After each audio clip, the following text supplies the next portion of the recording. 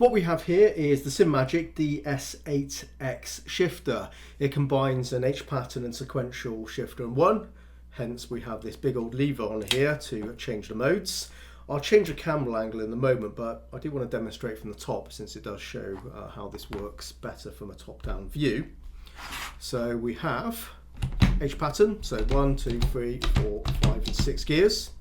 There's also reverse and 7 and 8, and I'll show you how to get into those in a moment. But as you can see, I just want to show you that is H pattern. Now flip it over to sequential. The gear lever is no longer going left and right, and it now returns to the center, and we have up and down shift motion, as you can see there. And if I go back into H pattern, now works as a manual shifter. Now to get into reverse and also 7 and 8, we have to grab and push this collar up. And you can see it is a spring-loaded collar. So let me just show you from here again. So just normal first gear. And to get into reverse, I pull the collar up. And you can see the stick is now moving further to the left to another gate, and that is reverse. Now for 7 and 8 is exactly the same process, but to the right hand side. So you can see that's just normal. So that's 5 and 6, that's how far it goes. Now to get to 7, collar up, and there you go. Now to get to 8, I don't need to pull the collar again since it's already in this sort of gear gate position. I can go between those two gears just fine. But when we go back into 6th gear, that collar will snap down and it's now locked again. So slightly awkward, I guess, if you're trying to get into 7 and 8 quickly, but quite frankly not really going to be a massive issue though for most race cars that are going to go up to 6 gears and sometimes even fewer gears than that. So shouldn't really be that much of an issue, but if you do need to use 7 and 8, yes, slightly more awkward. Body of this is aluminium, so it's got a lot of weight to it. It's very chunky. You can see, look how thick that mounting plate is. You know, that is super thick aluminium.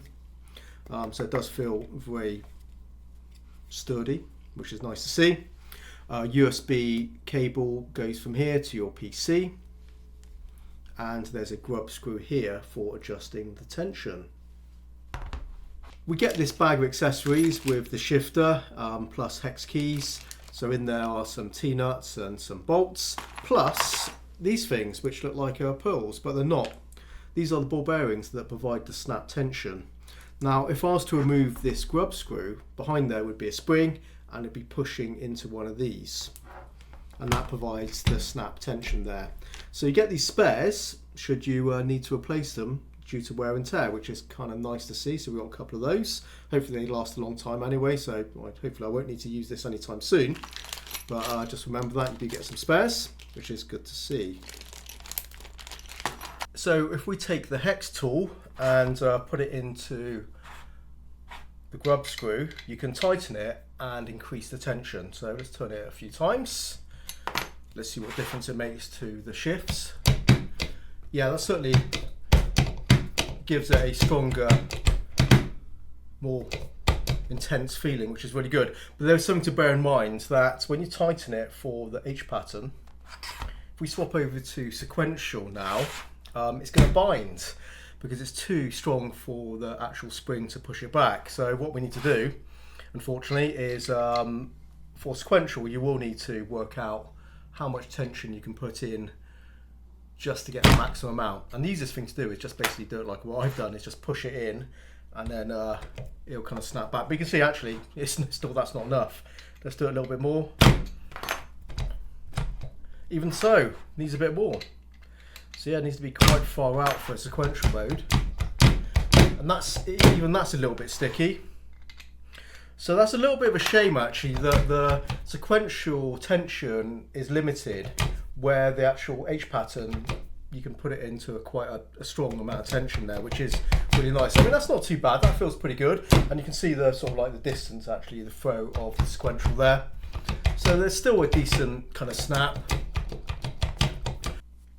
But when you do buy a dual sort of format shifter like this that does H-Pat and also Sequential. The Sequential is always the one which is slightly left behind. It's always like the afterthought type of fixture. And yeah, it definitely is. A dedicated sequential shifter, I'd say, always has a little bit of a nicer tension, nicer feel than these ones which are kind of this dual kind of purpose one.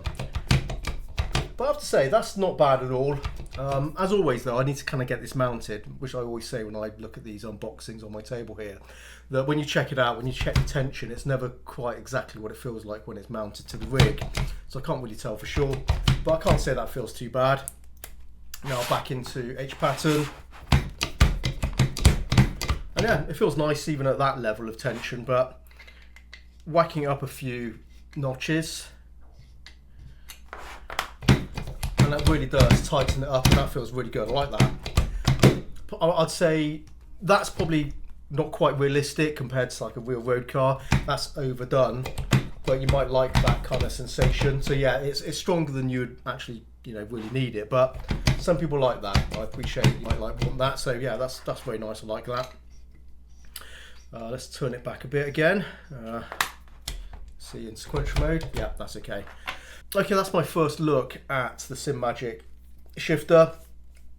Build quality is really good. It's a nice, chunky, meaty old thing. I like it. I like the full size of it as well, but it is quite big. Now let me bring in an AliExpress shifter just for a size comparison. So this is the sort of shifter I've shown you on the channel before. I have reviewed this type of shifter. The actual feel of the snap is actually pretty close. The actual feeling of how it pops in and out of gear is not that dissimilar. However, this does have the advantage that I can increase the tension where this is fixed, but not that dissimilar really. Obviously slightly cruder, but a lot cheaper. And these are really good, these AliExpress shifters. You're on a budget, these are fantastic. Now if you've got a bit more money and you're after a shifter which you're going to use a lot, then certainly I could say that maybe it's worth looking at one of these if you have a slightly bigger budget to work with. But yeah, if you are on the cheap guys, you don't have a lot of money, then I'd say these AliExpress shifters are excellent. I'll drop a link to my review for an AliExpress shifter. You can check that out because these are actually still really good. They're still worth looking at. But of course, this is more of a premium device. If you have that bigger budget, then certainly take a look at one of these. But I need to get it mounted, get it tested, and get a review out there just to give you my full assessment of this. But I have to say, out of the box, looking pretty impressive. I like the feel of it, I like the size of it. Sequential shifter mode, not too bad, but always a dedicated sequential shifter I'd say is a little bit nicer. But as sequential modes go on, on an H-pattern shifter, that's not too bad at all. I actually thought that felt quite nice. But yeah, I'll give you a final verdict when I've actually got this mounted. But so far so good. There you go, my first look at the Simagic shifter, my first Simagic product I've picked up, so that's also interesting as well. So yeah, maybe we'll look at some more Simagic products in the near future as well. But for now, it's just this lovely looking device here. There you go guys, thanks very much for watching. I'll see you in the next one. Take care and bye bye.